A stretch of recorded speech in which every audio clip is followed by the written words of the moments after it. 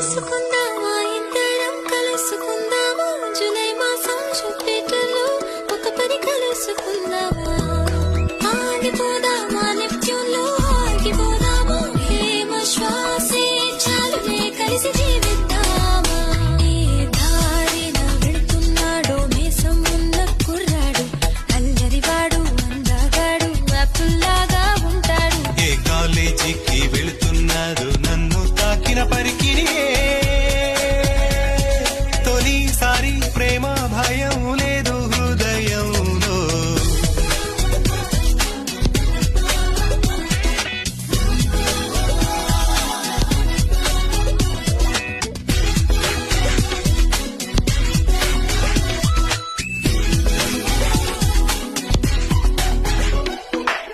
ఆ ట్యాంక్ బంద్